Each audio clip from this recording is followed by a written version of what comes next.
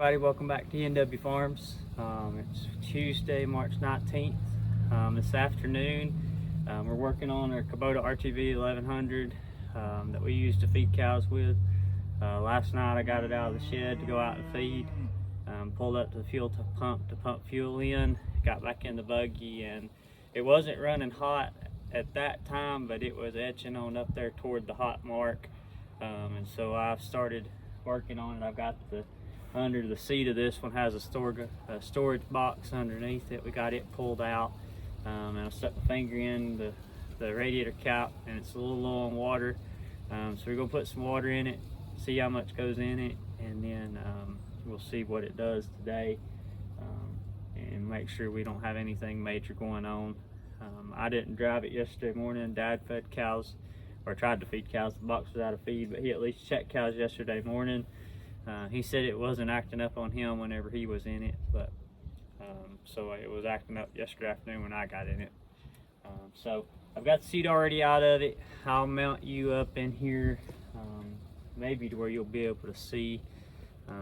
It's gonna be the bad part is we got this feed box on, and the box was empty. I filled it up, pulled out to feed cattle, and then this is when problem entailed. So the feed box is full of feed. And I can't just raise the bed up, because if I do, the box will fall out, make a big mess. Well, you can't unload the box because the box is on one side, so there's no weight on this side to make it equal out. So we're going to work on it right now in the machine. And Kubota did you a really good favor on all this. The only way to check the oil and check the coolant in this, with the bed down, there's not any way to check oil. You can at least check coolant. The cap for the radiator is literally right in here in between the cap and the front of the bed. It would have been nice if Kubota and their intelligence would have given us an option on how to have checked oil and coolant with the bed down on these machines, just so if you wind up in a situation like what I am right now, you can do all this. But we do have ability, we can snake a funnel in. We're gonna pour water in the radiator cap and see if that's what our issue is. So I'll move you in the cab here and maybe set up an angle that maybe you'll be able to see. So let me do that. All right, so right here is where the radiator cap is supposed to go. I've got the cap already removed. So I got me a funnel. I'm gonna pour water in through the funnel. I keep 50-50 premix coolant on the service truck. It's just easier to do that versus having to worry about keeping water and coolant and everything all on the same truck. Another thing I do is I keep a lot of yellow coolant, so it will mix with anything. This is actually green, because majority of the older stuff that we use runs green stuff. So probably fixing to make a mess.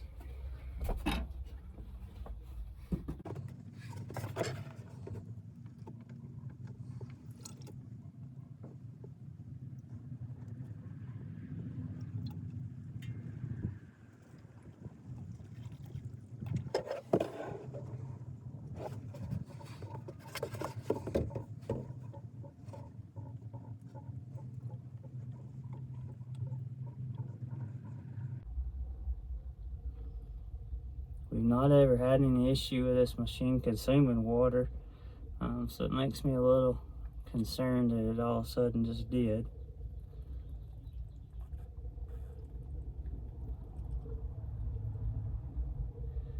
But it could be that we've hit something out in the fields.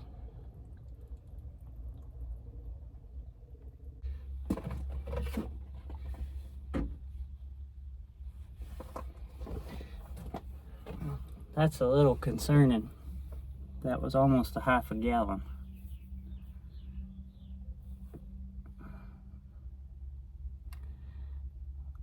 Well, let's put the cap back on it and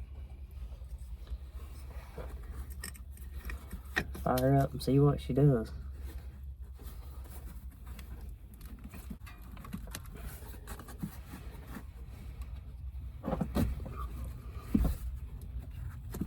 Okay. Fire in the hole.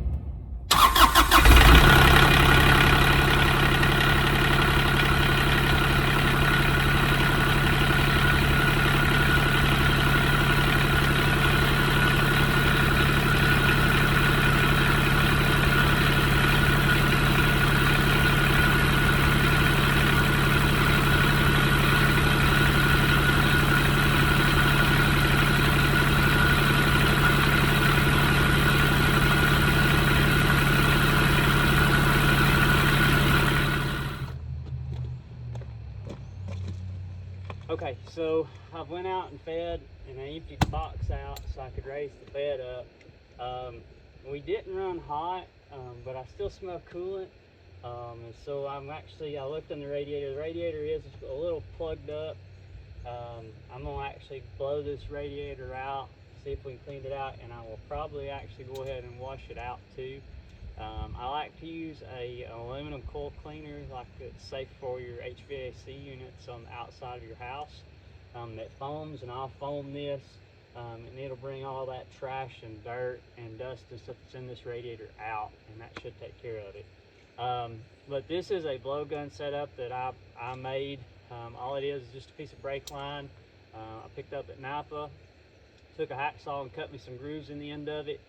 The good thing about this versus, I've got what's called the Radiator Genie 2, but they're bigger diameter, and in some of your cooling pack setups, there's not enough space to get that up and down in between them. And so I've got this piece of brake line, I think it's like a 30-inch piece, and all I did is I actually just put it in the vise and smashed the end of it, and I kept the actual fitting on the end of it, and so it's like a pull cue that way. To where it allows you to slide it in and out of the radiators easier. And then I have several other lengths of hose that you can actually use if it's a bigger radiator pack that you're trying to get into. It's just a generic blowgun. I think I got about 30-40 bucks in this setup. It's a little expensive, but I have great luck with it. So we're going to try to blow this radiator out from behind and see how much junk comes out of it. And then, like I said, we'll wash it out then.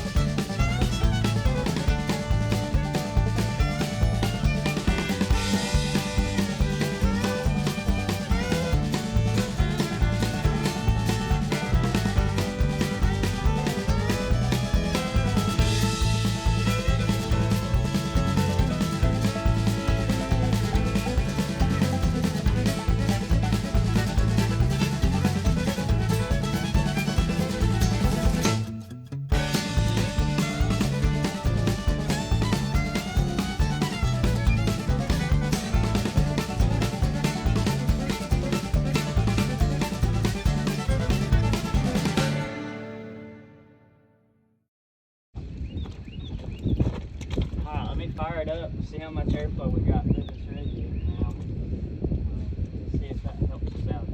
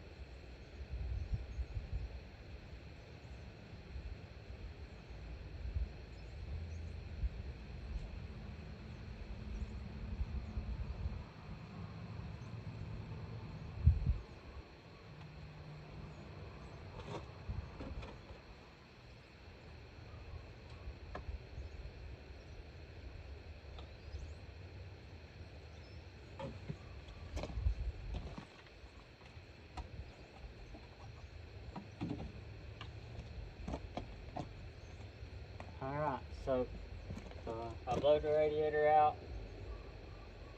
I'm gonna let the bed down and pick power supply up. And I'm gonna go out, drive this around just a minute and see if it goes to warming back up on me. And then I'll come back in and put the shield on. There's a shield that covers the radiator here, the cover that goes on front right there to keep the trash out of the radiator. So let me let all this down. I'm gonna go out and test this, and then we'll come right back and I'll let you know what it does.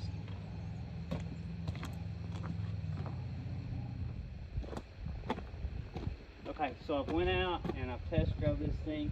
It is not running as hot as what it was, but I still feel like that it's getting warmer as far as the radiator temperature is than what it should. I don't have a 9-volt battery in my infrared temp gun. I may run in the house here in just a second, see if I can find one in there so I can actually see how hot it is on the upper radiator hoses. I'm kind of suspecting that the fan may not have went out, so I'm setting up here. I'm fixing to make me some jumper leads. And I'm going to use this 12-volt jump box just to see if I can kick the 12-volt electric fan on and seeing if it'll run. If it'll run, then I know that's good, and it just may just be running warmer than what I think it should. But let me get me some wire connectors here. I'm going to make me a plug up and set up, and then we're going to test this fan right here. So give me just a minute.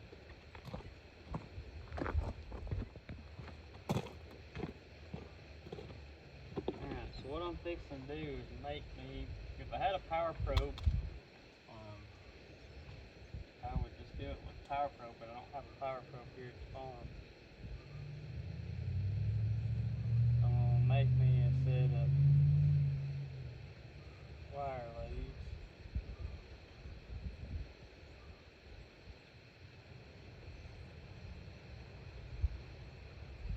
And I put power to this fan to make sure it is actually going.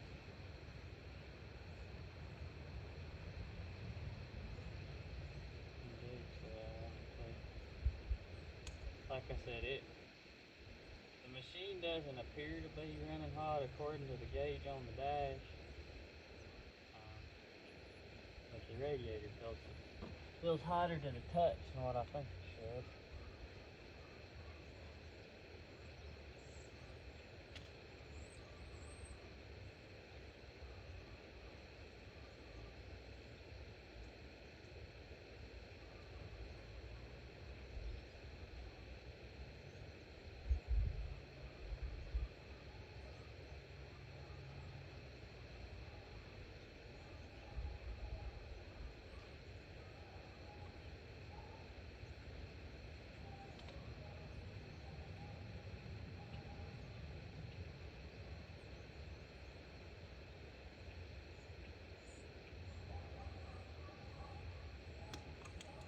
Dang, what I was trying not to do, what you get when you use side cutters instead of wire strippers. Yeah, prep something up right there in the spray coop. No, actually in the back of the gate.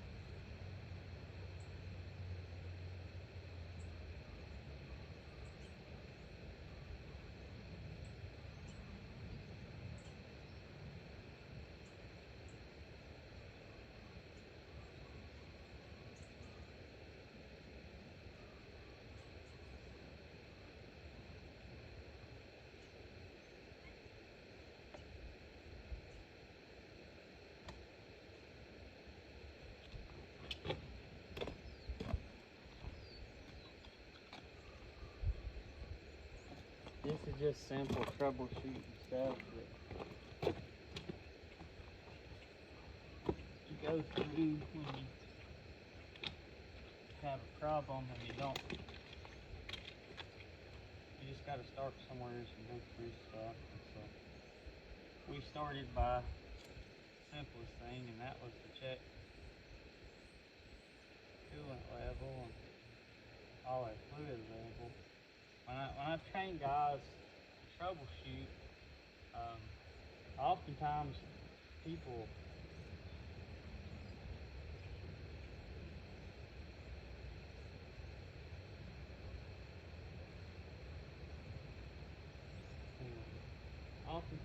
will get all bent out of shape, worked up, and they'll wind up overlooking the obvious a lot of times for what this problem is, because they get so caught up in the fact of, oh, that can't be what it is. It's got to be much more complex than that. But oftentimes the reality is sometimes it's the simple stuff. So when I train guys at work to troubleshoot, we use the old-fashioned, what we were always told, and they called it the KISS method. Keep it simple, stupid. And if you've been mechanicking or around troubleshooting very much, I'm sure you've heard that mentality too. And so we checked the simplest thing first, which was the water level. It was low, so we topped it off. We blowed the radiator out. And so I'm just checking all my systems to make sure everything works like it should. And so this is the next system that we're going to come to. And then we'll know right here in just a second, when I put 12-volt power to this fan should engage and run. And if it doesn't, well, we will have found our root cause of the problem, even though we had some subsidiary causes and amongst everything, the low water and the partially clogged radiator. And the thing too is we went averaging in the 40s and 50 degree temperatures until the last week or so.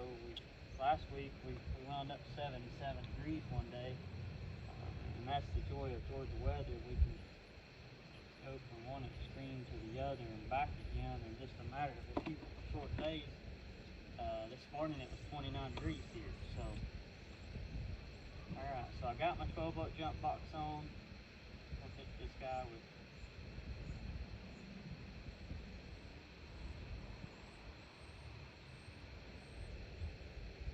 fan came on, so that is not our issue.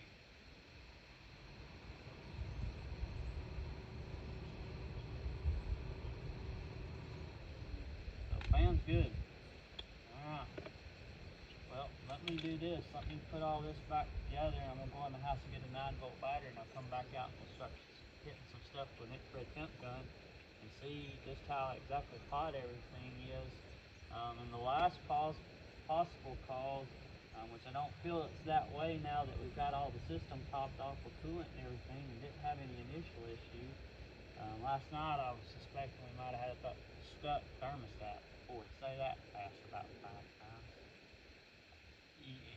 But usually with a stuck thermostat, it will actually, as soon as everything warms up, it's pretty much instantaneously going to go hot. And so today, after we topped everything off, we didn't have that issue anymore. And so I don't suspect that's our issue, but we'll know whenever we get back with our infrared temp gun and shoot everything there. So let me fish this cable back around here, plug it back in, put it back on the frame rail where it belongs, and then I'll go get a 9-volt battery. While I run in the house, I'm actually going to fire the machine up, let it set here, and see. It will take just a minute to run in and get a battery, and see if it's still what temperature it's at when we come back.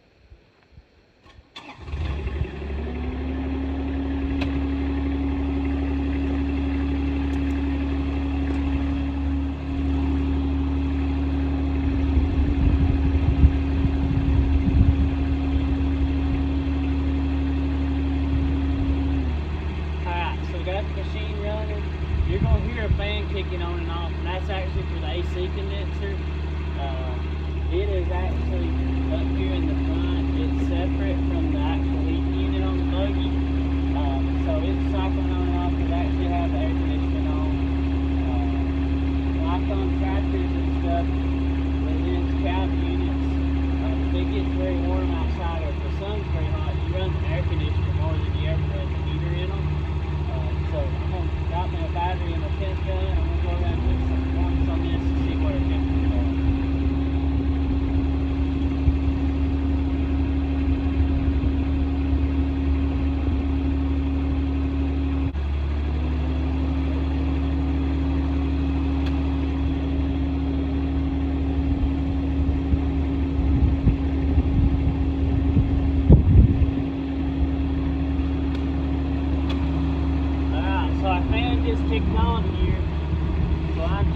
see how well it's doing as far as creating vacuum on there. Doing fairly well. You can see I got that piece of postage card there. Fan just kicked off. I pulled the card back off. You can see when the fan was on, it would hold that card there. So that tells me that I've got good airflow through my radiator. And so we should be in good shape. We're running about where this machine typically ran on the thermostat, on the needle. I'll drag you here in just a second and show you that. We were averaging like 190 on the top side hose, 180 on the bottom hose. Thermostat was showing about 203 to 205, which is a little hot. I'm going to have to do some research tonight and see exactly what temperature thermostat's open to be. You may still wind up having a thermostat that may not just be open all the way. But anyway, we at least got that much locked down. I'm going to go ahead and throw this cover back on here. That way we can let the fan down.